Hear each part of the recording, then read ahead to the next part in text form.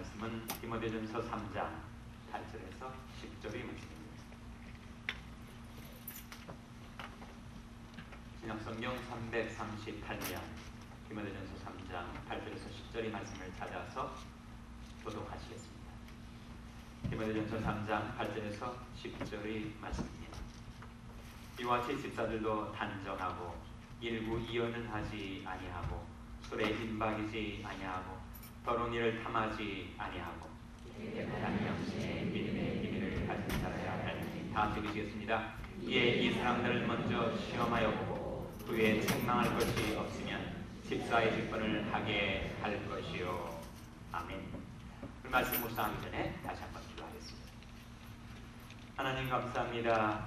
저희들의 마음 그리고 저희들의 발걸음을 인도하셔서 이 수요예배에 참석하게 하시고 이제 하나님의 말씀을 묵상할 수 있는 기회를 주신 것 감사를 드립니다. 저희들의 마음 눈을 여셔서 하나님의 말씀에 담겨진 귀한 것을 저희들로 하여금 보게 하여 주시옵소서. 예수님의 이름으로 기도하옵나이다. 아멘. 할렐루야. 다시 한번 샬롬 인사 나누시기 바랍니다. 샬롬. 여러분 수요예배 잘 오셨습니다. 제가 보니까 성가대원들이 많이 참석하신 것 같아요. 우리 교회는 성가대원들이 많아가지고 성가대원들이 움직이면 뭐가 됩니다. 여러분 앞으로 계속해서 성가 연습 들어가시기 전에 좀 늦어도 괜찮아. 하나님께 경배드리고 기도하는데 많은 시간이 필요한 건 아닙니다. 좀 늦어도 괜찮으니까 꼭 예배당에 들어오셔서 예배에 참석하고 성가대 연습으로 나아가시길 바랍니다. 오늘 본 말씀은 디모데전서 3장의 연속인데 제목이 뭐라고요? 직분자의 자격입니다. 오늘은 직분자 중에서도 누구의 자격을 말합니까? 집사의 자격이죠. 하고 8절 말씀에 보시면 같이 읽겠습니다. 시작. 이와 같이 집사들도 단정하고 일부 이언을 하지 아니하고 술에 임박이지 아니하고 더러운 일을 탐하지 아니하고. 이 집사들에 대한 자격 요건이니까 이미 장로님이 되신 분들은 이 말씀과 상관이 없을까요? 있을까요? 나는 이 말씀으로도 다 졸업했는데 뭐 새삼스럽게 다시 집사의 자격을 운이할 필요가 있는가? 그렇게 생각하시면 말씀을 잘못 보기 시작합니다.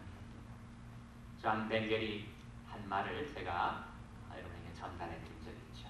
유명한 주석가입니다. 그는 말하기를 성경의 모든 본문을 당신 자신에게 적용하시오. 그리고 당신 자신을 성경의 모든 본문에 적용하시오. 그러니까 나는 장로니까 나는 목사니까 집사에 대한 자격을 운이하는 이 말씀과는 나는 상관이 없다. 이미 다 나는 이미 통고한 자니까. 그러면 그 말씀을 자기 자신에게 적용하지 않는 것이고 자기 자신을 그 말씀에 적용하지 않는 것이 되는 것입니다.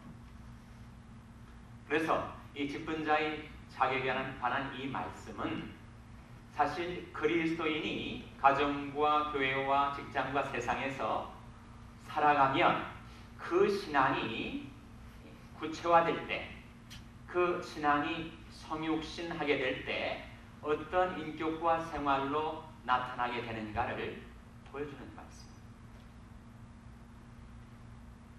그래서 여러분 가운데 장로님들 뿐만 아니라 목사님들도 저를 포함해서 이 말씀은 내가 지향해야 될, 내가 그것을 목표로 삼아서 추구해야 될 정상적인 그리스도인의 인격과 생활, 이상적인 그리스도인의 인격과 생활을 보여주는 말씀이니까 우리는 이 말씀에 자신을 비춰봐야 하고 그 말씀에서 떨어진 부족한 나 자신의 인격과 생활을 돌이켜 그 말씀으로 점점 더 가까이 나아가야 할 바로 그런 말씀이죠.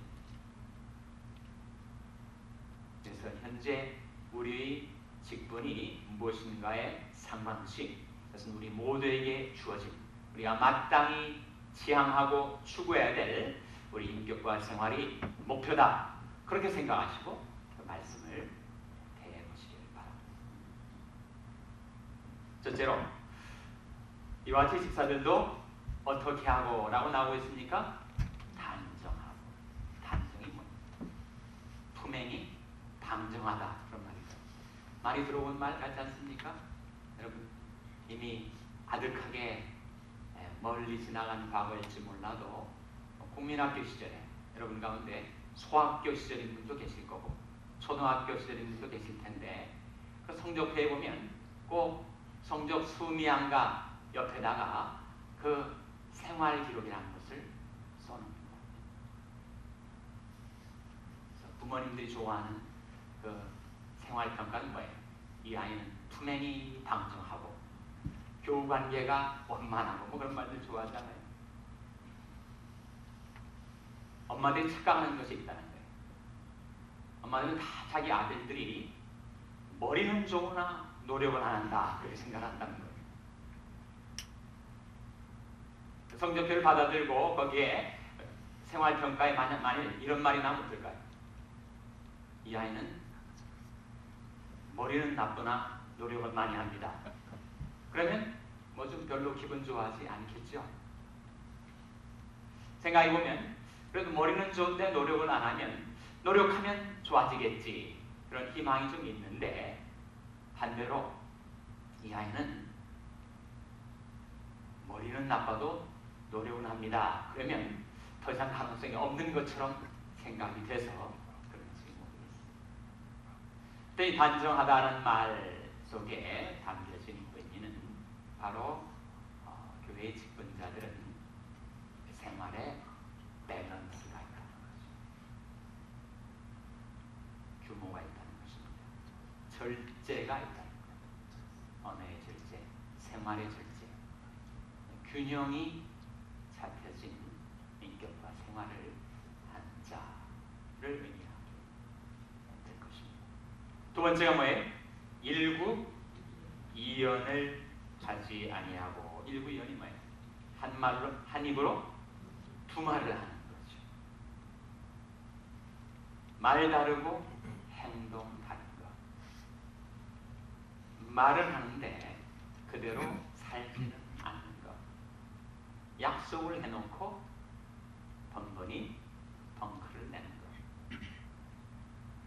여러분 우리는 하나님의 약속을 의지해서 사는 자들입니다. 시편 30편 3절 말씀에 여호와를 의뢰하여 선을 행하라. 땅에 거하여 그의 성실로 식물을 삼을지어다. 그런 말씀이 있어요. 우리는 하나님의 성실을 받아먹고 사는 자들입니다. 하나님의 약속을 의지해서 사는 자들이에요. 우리가 아무리 현재 내 상황이, 내 삶의 조건이 암담해도 우리가 하나님의 약속을 붙들면 그 사람은 희망과 용기를 되찾습니다. 왜? 하나님의 신실하신 약속이 있으니까. 그렇게 우리는 이 험난한 인생길을 헤쳐가며 살면서 하나님의 성실하심을, 하나님의 약속을 의지해서 살아갑니다. 그럼 하나님께서 우리에게 뭘 바라시는가? 이 세상에 살면서 우리의 인격과 생활을 통해서 하나님의 어떠하심을 드러내기를 원하시는데 그 중에 하나 중요한 것이 바로 하나님의 신실하심과 같이 우리도 신실할 때 비로소 우리를 통해서 세상 사람이 정말 하나님은 신실하신 분이시구나, 약속을 지키시는 분이시구나, 그것을 깨닫게 된다는 거예요. 우리가 그리스도인이라고 하면서 자기가 한 말을 먹어버리고 시건하는 거죠. 약속해놓고 안 지키고 말은 번들어 하는데 우리의 행동과 생활은 전혀 따르지 못하고 거기에 문제가 있다. 그래서 그리스도인들은 자기가 사람에게 한 약속을 꼭 지켜야 합니다.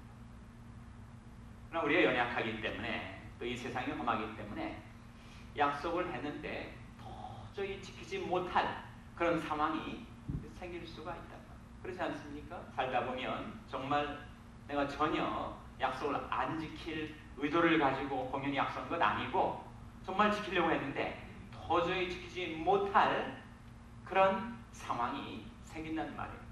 그때는 어떻게 해야 됩니까, 여러분? 그때는 그 약속을 지켜야 할 때 전에 가서 그 사람이 한 약속에서 자신을 풀어놔줘야 돼요.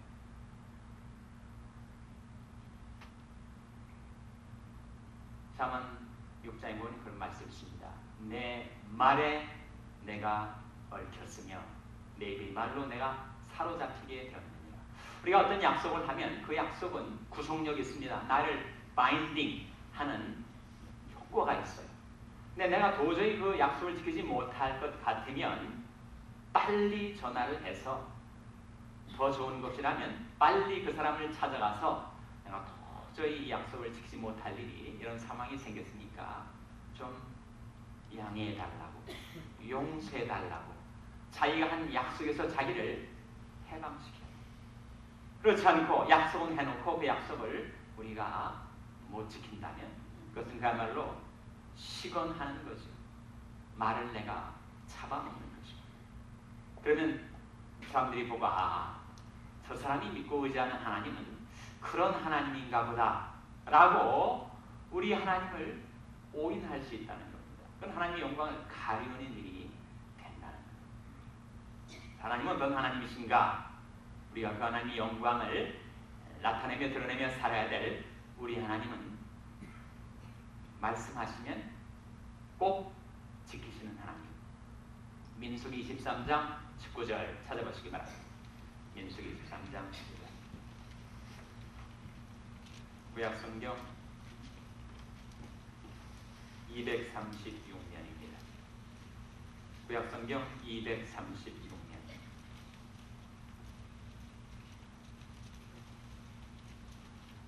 민수기 23장 19절 말씀 찾아서 같이 읽겠습니다. 구약성경 236면 민수기 23장 19절 말씀 같이 읽겠습니다. 시작. 하나님은 인생이 아니시니 시건치 않으시고 인자가 아니시니 후회가 없으시도다. 어찌 그 말씀하신 바를 행치 않으시며 하신 말씀을 실행치 않으시랴. 바로 그 하나님을 우리가 생활 속에서 사람들에게 나타내 보이려면 우리가 자기가 한 약속을 지키고 자기가 입 밖으로 낸 말을 그대로 실행하며 살아야 되겠죠. 한 입을 가지고 두 말을 하지 않는, 시건을 하지 않는 우리 하나님의 약속을 의지해서 사는 자니 우리가 다른 사람에게 한 약속을 또한 우리가 지켜야 하겠죠. 그래서 집사들 정상적인 이상적인 그리스도인의 생활은 무엇인가? 일구이언을 하지 않는 것이다. 그 다음에 어떤 말씀이 나오죠? 다시 디모데전서 3장으로 돌아와서 또 어떤 말씀이 나옵니까? 8절 말씀에 무엇에 임박이지 않는다고요?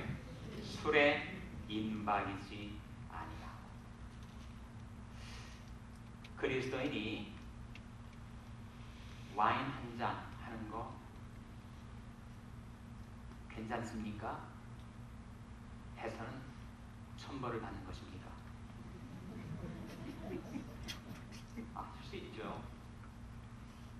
와인 신장에도 좋고 건강에도 좋다고 하니까 반주를 곁들여서 집에서 와인 한 잔 할 수 있습니다. 내 문제는 그 한 잔이 또 한 잔을 낳고 그 또 한 잔이 또 다른 한 잔을 낳아서 처음에는 사람이 술을 마시고 그 다음에는 술이 술을 마시고 그 다음에 어떻게 돼? 그 다음에는 술이 사람을 마시고 그렇게 될 가능성이 많습니다. 그래서 이게 죄냐 죄가 아니냐 하는 차원을 넘어서서 우리 그리스도인이 그 음주 문제에 대한 성경적인 입장은 뭐냐면 만일 내가 술에 임박이게 되면 그 말씀은 내가 술에 중독이 되면 내가 술에 취해서 성령 충만을 상실하게 된다면, 내가 술의 노예가 된다면, 나는 한 잔, 두 잔 하다가는 영락없이 술에 임박이 될 그런 공산이 큰 사람이라면 술 입에도 대지 말아요. 술 취하지 말라. 이는 방탕한 것이 성령의 충만을 받으라. 술 취하지 말라고 했지, 술 한 모금도 입에 대서는 안 된다는 말이 성경에 어디 나왔느냐? 성경에 나오기도 합니다.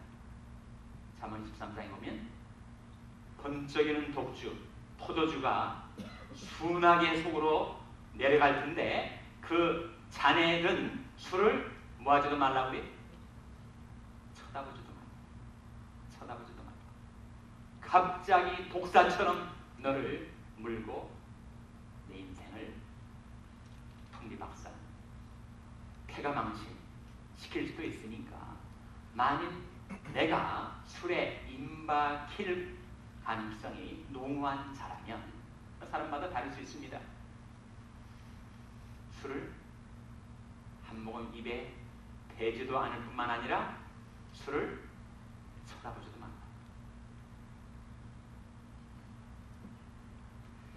그렇게 술에 약한 사람은 그렇게 하고 나처럼 술에 강한 사람은 괜찮지 않느냐?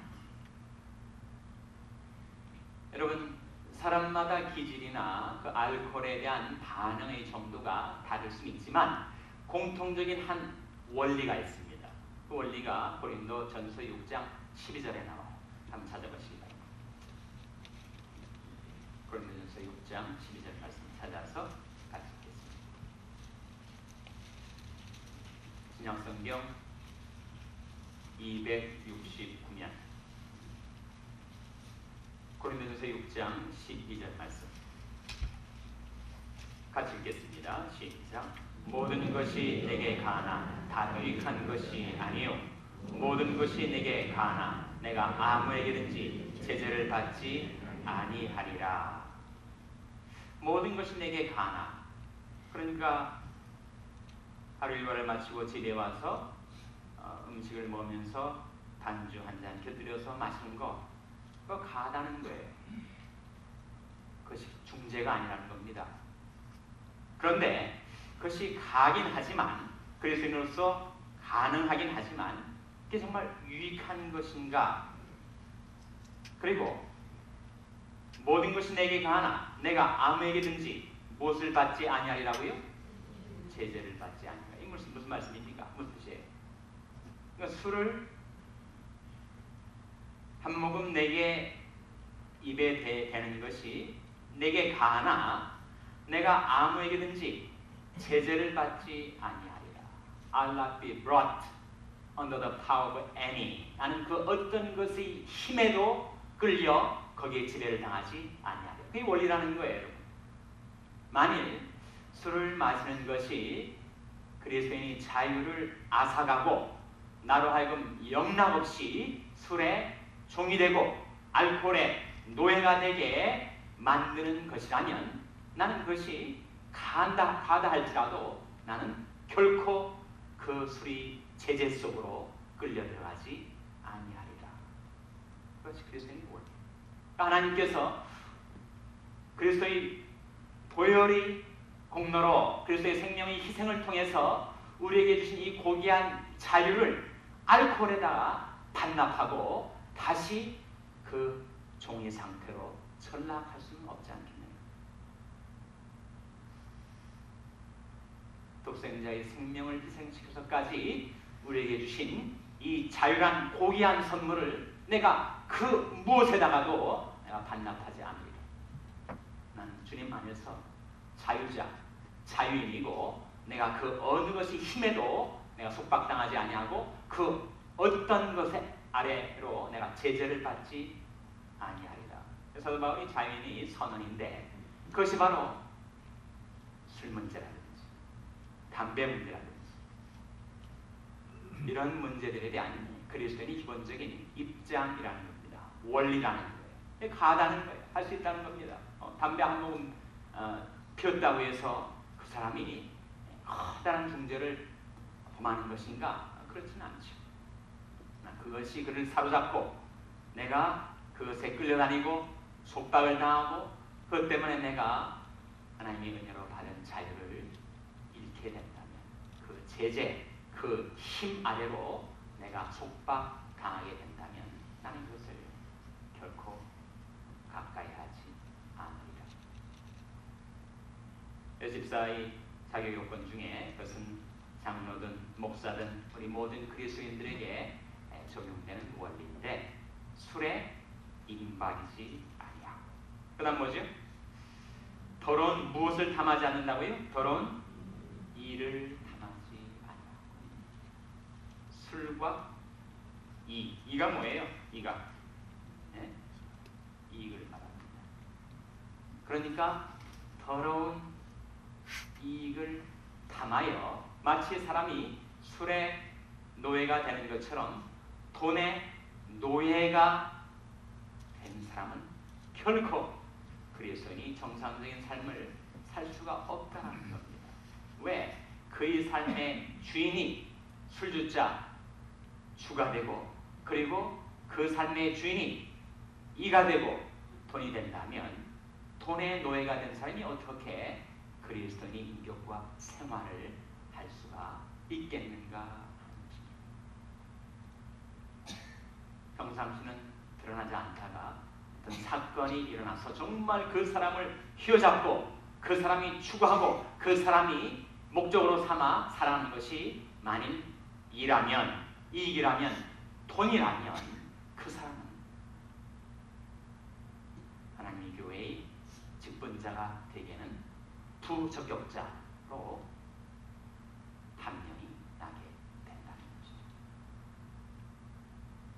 정함이 없는 재물에다가 희망을 두지 말고 여러분 그렇게 애지중지 재물을 신주단지처럼 모셨는데 그 재물이 나를 배반하고 그 재물이 나를 버리고 그 재물이 날개를 내서 날아가 버리게 된다. 평생 돈 모으고 돈을 목적으로 살아왔는데 그 돈이 나를 배반하고 나를 버리고 사라질 때가 있다.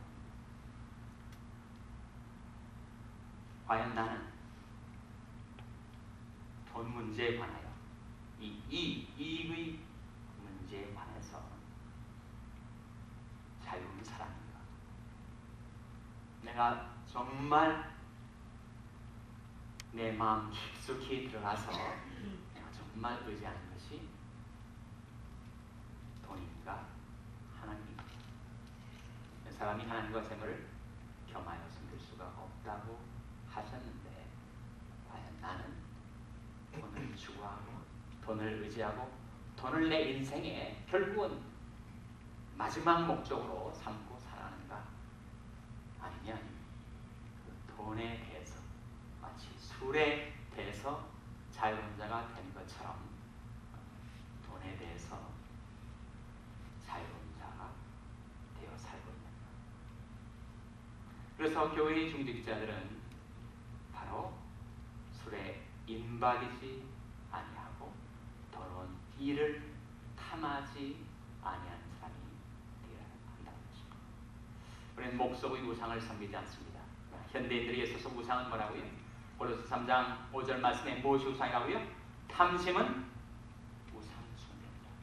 만약 우리가 돈을 그렇게 좋아하고 돈을 의지하고 돈이 말하면 다 침묵하게 되고 그 돈이 내 삶을 지배하고 내가 탐심에 속박을 당하여 살아가는 사람이면 마치 술에 임박인 자하고 더러운 일을 탐하는 자하고 그게 그거라는 것입니다. 이것이 집사들로서의 이래서는 안 될 자격 요건이라면 이래야 될 긍정적이고 적극적인 자격 요건이 9절 말씀에 나타나 있습니다. 같이 읽겠습니다. 시작. 깨끗한 양심에 믿음의 비밀을 가진 자라야 할지니. 깨끗한 양심에 믿음의 무엇을 가진 자라고요? 비밀을. 비밀이 뭡니까? 비밀이 뭐예요? 비밀이 고린도서 1장 27절에 나옵니다. 자, 과연 우리 그리스도인들이 마음속에 담아놓은 비밀의 내용이 무엇일까? 골로새 1장 27절 찾아서 그 질문에 한번 답을 해보시기를 바랍니다. 무엇입니까? 무엇이에요? 또 찾고 계십니까? 같이 찾아보겠습니다. 324면 신약성경 324면 골로새서 1장 27절 같이 읽겠습니다. 시작. 하나님이 그들로 하여금 이 비밀의 영광이 이방인 가운데 어떻게 풍성한 것을 알게 하려 하심이라. 이 비밀은 너희 안에 계신 그리스도시니 곧 영광의 소망이니라. 비밀이 뭐예요? 비밀이 뭐라고요? 그리스도다. 비밀입니다. 그러니까 교회의 장로, 목사, 집사, 권사, 우리 그리스도인들의 이상적인 삶은 무엇인가? 양심이 깨끗해야 하고 그리고 믿음의 비밀을 가진 자가 되어야 하는데 바로 그리스도를 그 마음에 모시고 삽니다. 그리스도가 그 삶의 목적이고 그리스도가 그 삶의 의지고 그리스도가 그 삶의 소망이고 그리스도가 그의 자랑, 그의 영광이 되어 있는 자.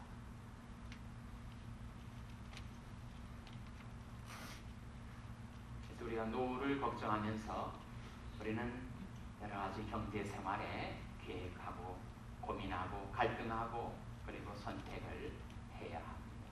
내 마음 깊은 중심에 정말 내가 뭘 의지하고 사는 거야?